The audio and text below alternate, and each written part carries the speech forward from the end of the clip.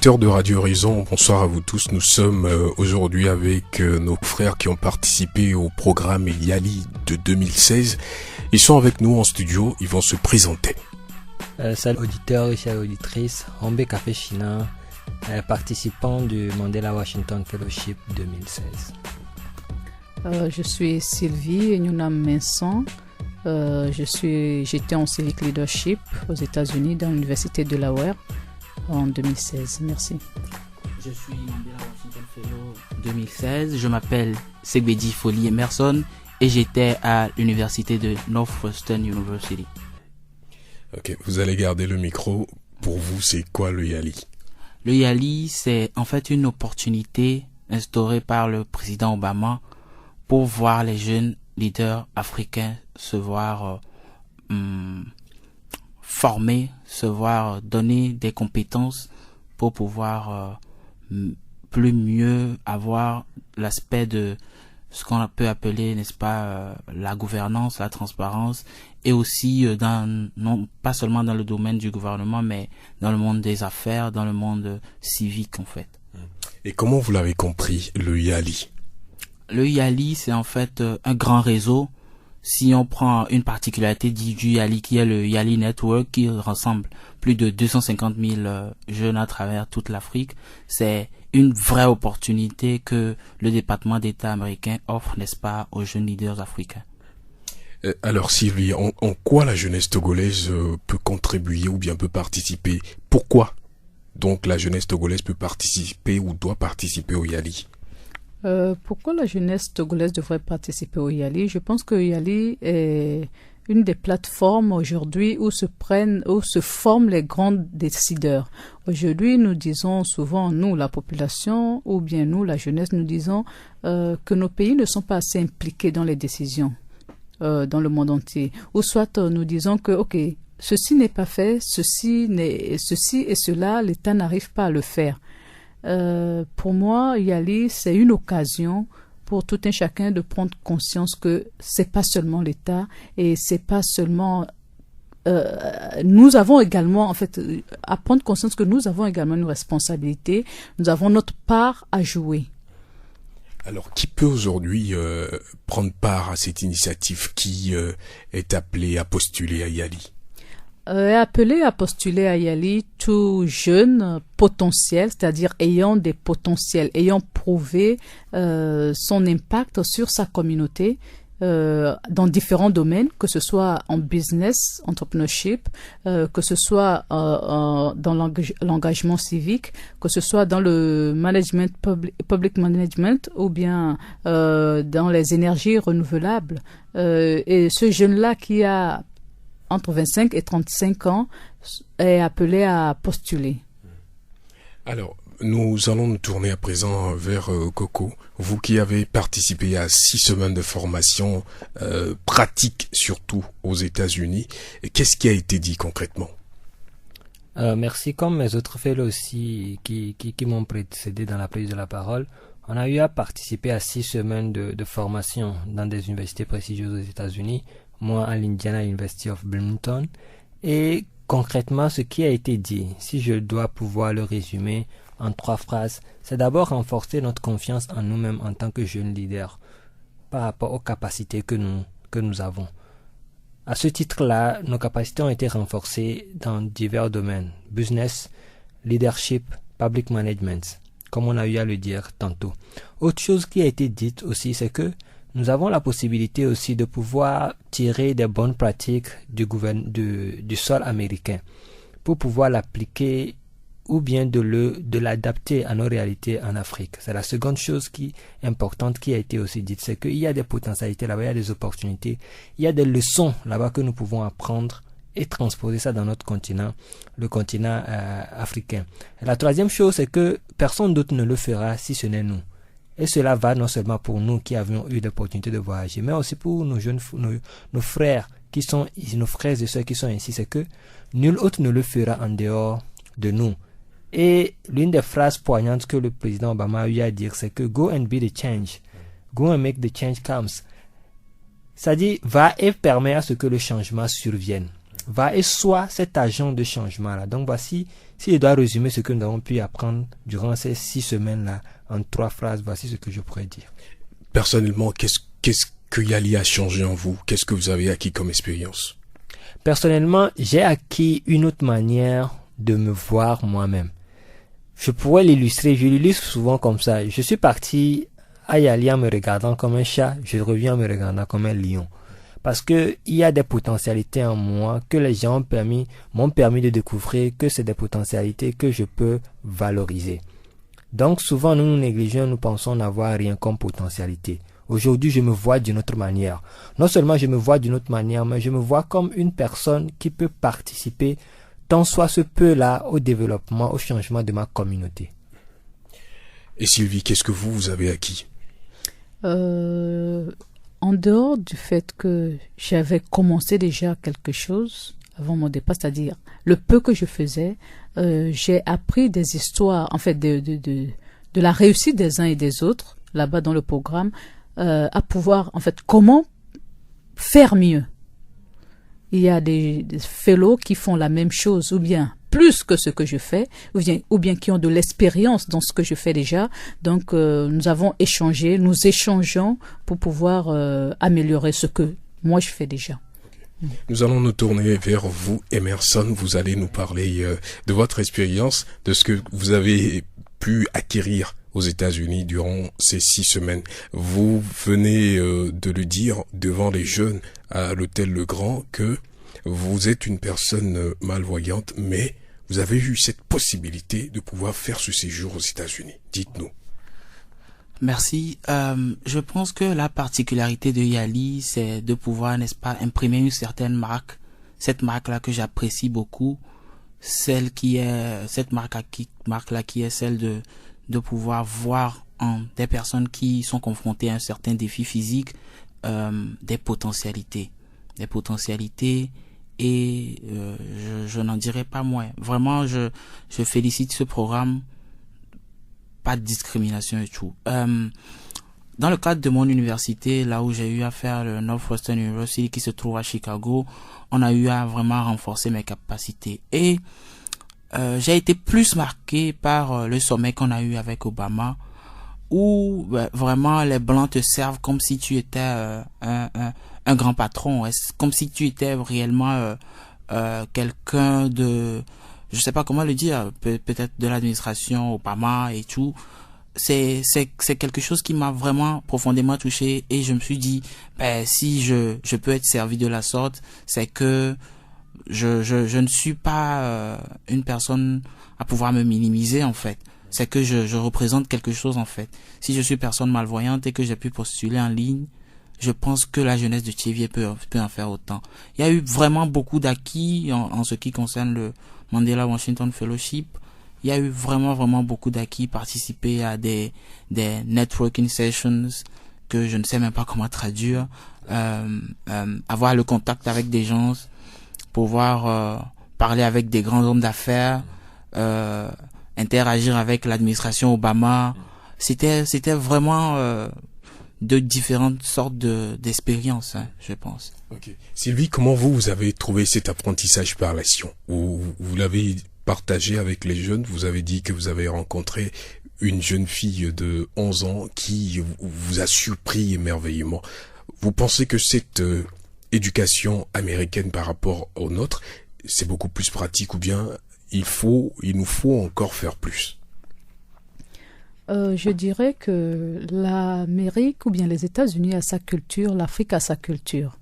Et des deux côtés, nous avons les avantages, nous avons les inconvénients.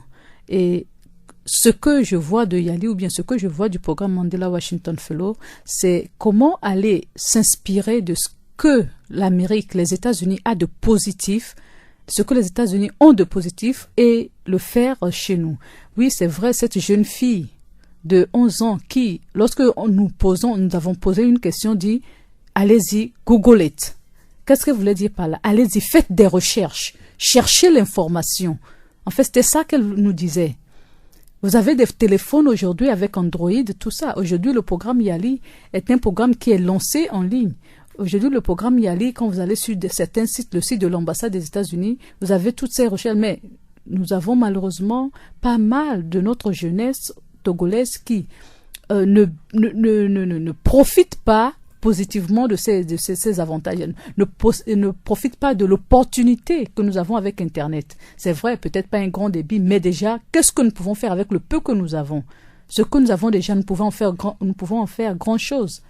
Alors, c'est comme ça que je vois, c'est comme ça que je vois le programme s'inspirer de ce que les États-Unis ont de positif et venu le faire chez moi. Vous allez garder le micro. Le programme 2017 est déjà lancé. Maintenant, qui peut postuler et comment postuler? Ok, d'abord, j'encourage tout un chacun à aller sur le site de l'ambassade des États-Unis. Nous avons également le site Yali Togo où vous pourrez avoir tous les détails concernant ce programme. Le programme a été lancé depuis le 21 septembre et la date limite, le deadline, c'est le 26 octobre. Donc, dès que vous allez sur le site, vous avez les conditions d'éligibilité pour les de 25 à 35 ans. Donc, je vais répéter, l'adresse du site, c'est le YALI, YALI, .state, STATE, .gov, G-O-V. Donc, yali.state.gov. Et vous avez tous les détails, les conditions d'éligibilité sur le programme. Rappelez-nous, c'est jusqu'à quand? C'est jusqu'au 26 octobre. Vous avez jusqu'au 26 octobre pour postuler à ce programme prestigieux. Et qu'est-ce qu'il faut donner avant de postuler? Vous donnez 0 francs. Et si jamais quelqu'un vient vous demander 100 francs, n'y croyez pas. Parce que c'est un programme qui est entièrement financé par l'État américain, par le contribuable américain. Nous allons à présent nous tourner vers Coco. Vous allez revenir sur les grandes thématiques sur lesquelles les cours et les formations sont dispensés pendant 6 semaines. Merci. Pour le YALI et le Mandela Washington Fellowship précisément, les cours sont dispensés dans 4 filières. Il y a le leadership, le civic leadership, qui est l'équivalent en français de l'engagement civique et communautaire pour nous jeunes qui évoluons dans le domaine associatif et communautaire. Il y a le public management, l'équivalent de l'administration publique, et qui est pour nous qui évoluons dans le secteur de la fonction publique, nous qui évoluons dans le secteur des ONG et qui dirigeons plus ou moins des organisations. Il y a le 3e domaine qui est le domaine du business and entrepreneurship, c'est-à-dire l'entrepreneuriat et le commerce. Pour ceux qui sont dans le domaine de l'auto-emploi, ceux qui ont leur propre entreprise, ceux qui gèrent leurs propres affaires, peuvent s'axer sur ce domaine-là. Et il y a le domaine de l'énergie renouvelable, ceux qui travaillent dans ce domaine-là aussi. Voici les 4 filières dans lesquelles les cours sont dispensés et de manière pratique. Et il s'agit des cours que vous recevez, des cours plus ou moins magistraux. Il y a des cours de sortie qui sont traduits en termes de sortie de terrain pour visiter des endroits stratégiques. Il y a des sessions, comme Emerson a eu à le dire, des sessions de networking où vous vous mettez en réseau et vous échangez avec des gens qui sont des personnes qui évoluent dans votre sphère d'activité. Voilà de manière brève la manière dont se déroulent les cours et les filières dans lesquelles ces cours sont donnés. Très avantageux. Sylvie, et vous qui êtes femme, vous avez eu à participer à ce programme. Quel est votre message aujourd'hui à l'endroit de toute cette jeunesse féminine qui nous écoute? J'aimerais beaucoup encourager la jeunesse féminine à postuler. Aujourd'hui, je ne sais pas pourquoi, je ne vois pas de raison pour laquelle la femme devrait, ou bien la jeune fille devrait s'abstenir.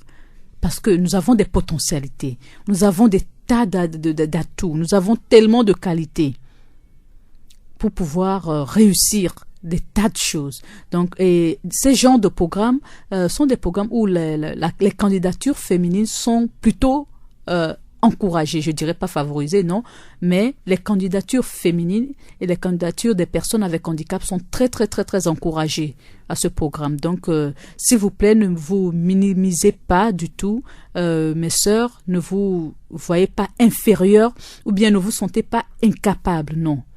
Ce programme, c'est aussi pour vous. Vous avez parlé aux jeunes ce matin de la confiance en soi. Oui, la confiance en soi, parce que aujourd'hui, il n'y a rien qu'on puisse vraiment réussir sans avoir un minimum de confiance, sans avoir ce que l'Américain dit confidence, self-confidence, c'est-à-dire si vous voulez vous vendre à quelqu'un, si vous voulez vous présenter à quelqu'un, la moindre des choses, c'est de savoir qui vous êtes vous-même.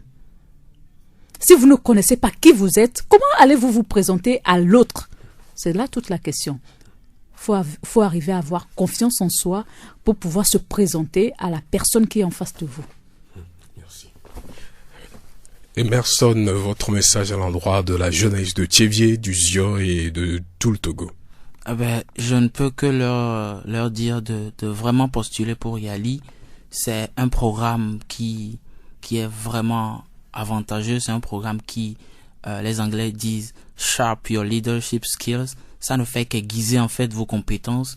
Je pense qu'à l'endroit de toute la jeunesse de Thiévié, j'aimerais vraiment les encourager à pouvoir postuler. C'est vraiment très nécessaire et très indispensable. Je vous pose cette question.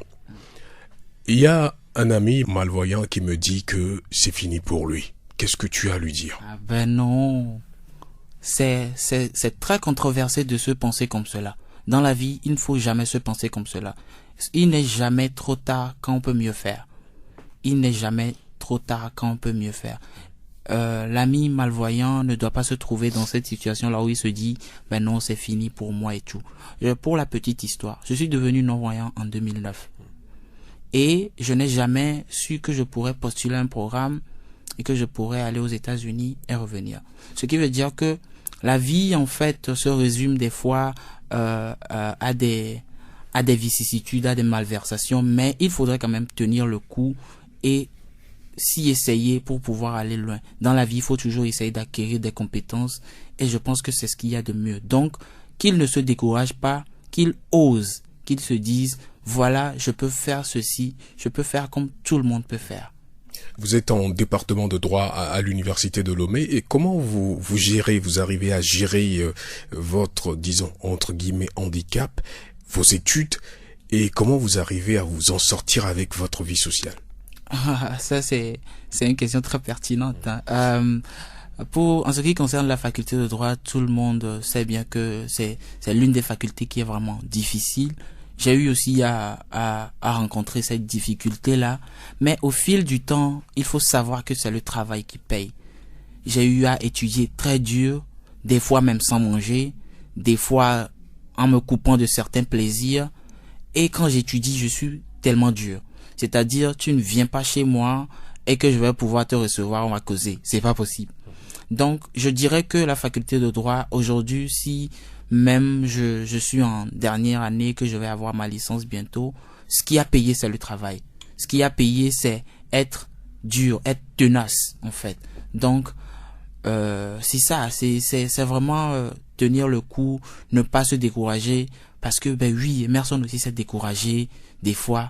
Mais quand on se décourage, il faut s'entourer de personnes qui peuvent encourager. Ça, c'est la meilleure solution. En ce qui concerne ma vie sociale, c'est toujours compliqué parce que nous sommes en Afrique et tout. Et comme j'ai une fois aussi vécu une expérience européenne, je suis, n'est-ce pas, adapté cette réalité-là, n'est-ce pas, aux réalités africaines, en fait. Et donc, c'est avec ça, je m'en sors, je sors, je vais, je reviens, je suis mes cours, je reviens. C'est difficile, c'est vrai. Mais il ne faut jamais abandonner, en fait. Et quelle est ta relation avec ton environnement immédiat? Avec mon environnement immédiat, je suis une personne qui n'aime pas m'attirer des ennuis. Du coup, j'aime établir des relations assez durables, solides et confortables avec ceux qui sont dans mon environnement immédiat. Ceux qui sont avec moi, je leur dis souvent, je n'aime pas beaucoup qu'on parle en mal de moi. Et si je n'aime pas qu'on parle en mal de moi, je pense que il faudrait quand même que je fasse des choses qui vont dans le sens de pouvoir bien faire, de se perfectionner tous les jours. Avec mon environnement immédiat, c'est ça, c'est quelque chose de joyeux tous les jours. On est toujours en joie, puisque je suis musicien, comme vous savez bien que je parle de la musique. Ah oui. J'aime bien, n'est-ce pas, jouer la guitare avec mes amis, chanter et tout. C'est en fait ça qui fait ce que j'appelle souvent la distraction d'une personne non-voyante. Parce qu'une personne non-voyante ne peut pas aller se mettre à table sur son ordinateur et jouer à un jeu comme Jouma, par exemple. Ouais. Vous constatez, il ne peut pas aller jouer au football avec ses amis. Difficile. Ouais. Et donc, sa distraction, c'est pouvoir être avec ses amis, chanter, surtout faire des choses utiles qui renforcent la capacité. Nous allons très bientôt vous retrouver sur ce plateau dans l'émission musicale Le Feu du samedi soir. Et la dernière personne qui intervient aujourd'hui, quel est votre message à l'endroit de la jeunesse de Thiévié, du Zio et du Togo, Coco? C'est tout simplement le message du Yes Weekend. C'est le message du Yes Weekend dans la mesure où nous pouvons le faire, nous pouvons le réaliser. Ok, la jeunesse de Thiévié peut à elle seule relever le défi du développement de la communauté de Thiévié. La jeunesse togolaise peut à elle seule relever le défi du développement de notre pays, le Togo. C'est juste pour dire que nous n'avons pas forcément besoin de nous accoquiner avec les considérations politiques ou sociales, mais juste prendre en compte les potentialités qui sont en nous et se mettre ensemble en tant que force jeune pour réaliser ces défis-là. Voici le message essentiel que j'ai à apporter. Et le Mandela Washington Fellowship est une opportunité, est un tremplin pour la réalisation de ce défi-là. Merci. Tu nous rappelles le site sur lequel on peut postuler? Le site sur lequel il faut postuler, je le rappelle encore une fois, c'est yalistate.gov, yali, Y-A-L-I, .state, S-T-A-T-E, .gov, G-O-V. Dès que vous allez sur le site, les instructions vont vous diriger vers les onglets appropriés pour postuler. Merci. Il y a quelque chose à apporter? Je dirais simplement pour finir une des citations, ou bien je vais citer un de mes professeurs dans le programme de la Washington Fellowship qui disait If not me, then who? If not now, then when? Ça, je traduis, si ce n'est pas moi, si ce n'est pas moi de le faire, alors à qui doit le faire? Et si ce n'est pas maintenant que je dois le faire, alors quand? Quand est-ce que je dois le faire? À quand le changement? Qui doit faire le changement? C'est moi, c'est vous et c'est maintenant. Merci. C'est maintenant, fidèles auditeurs de Radio Horizon, c'est maintenant qu'il faut qu'on se lâche sur ce terrain de développement, notre propre développement et le développement de notre milieu.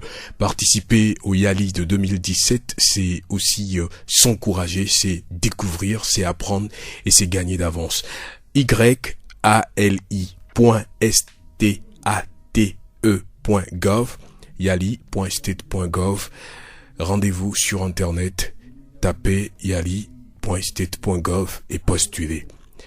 Il n'est jamais trop tard pour abandonner, il n'est jamais trop tard pour réussir. On peut dès qu'on le veut et on peut encore s'en sortir dès qu'on le pense réaliste. Soyons réalistes. Merci à nos amis, à nos frères qui nous reviennent des États-Unis. Ils ont participé à 6 semaines de formation intense parce qu'ils sont revenus avec beaucoup de choses dans leur valise qu'ils partagent avec leurs frères, leurs sœurs. Il y en a d'autres qui sont sur le terrain ailleurs dans d'autres villes pour faire la même scène.